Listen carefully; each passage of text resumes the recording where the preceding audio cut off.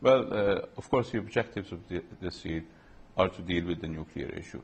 The implications may be wider, and we will have to wait and see. I would certainly be disappointed if the objectives and the implications were exactly the same, and we could not build more than just the nuclear issue on this deal. Of course, the nuclear issue by itself is an important achievement. It is one of the first times in probably contemporary history when you were able to resolve a very serious, at least from their perspective, issue that has given rise to 6, 7 Security Council resolutions. They've taken us to the Security Council, adopted resolutions against us in the Security Council for the past, whatever, 7, 8 years, imposed all sorts of sanctions by the Security Council against Iran, and now we've been able to resolve that, or begin to resolve that, without military confrontation. That shows that diplomacy can work.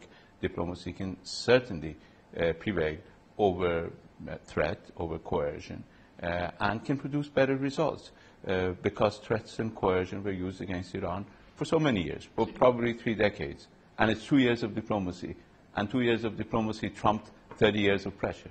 Let's look at the deal. President Obama today talked about 24/7 access for the inspectors. He talked about inspections which are whenever and wherever necessary to the sensitive sites. Have you agreed to this intrusive regime of inspection? Well, that was his way of putting it.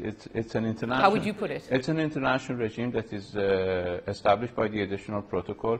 Does not provide for anytime, anywhere. The additional protocol has very clear terms. Our agreement has very clear terms, and I think the agreement is out. The entire agreement is out. It's easy for people to read it. It's long and it's very detailed, but people can read it and see whether it provides anytime, anywhere access. But I am confident that Iran can, in fact, assure the international community that its nuclear program is exclusively peaceful because its nuclear program is exclusively peaceful. So that's not the problem. The problem is every country wants to have respect for its sovereignty, respect for its military secret, respect for its scientists, respect for its military officers, and we will certainly insist on that and have insisted on that, and all our negotiating partners understand that very well. And I think if you look at the language in the text, you will see that very clearly reflected in the text. It's a long text. It takes people a long time to read it.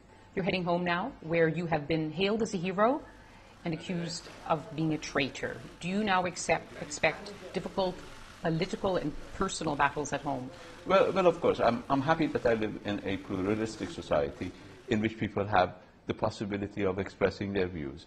A good number of people in Iran have a different view, do not see the world as I do, do not see the outcome of these negotiations as I do, and I give them credit for that, because there is a lot of mistrust, for good reason, of the way the West has treated us since 1953 onward, and unfortunately we haven't had many positive episodes of cooperation. I hope this one will start to make a different impression in Iran, that people in fact can have an agreement with the West, and the West is going to respect that agreement, implement that agreement, and start to dent that wall of mistrust that exists between us. At what point in these negotiations did you say, we've got a deal?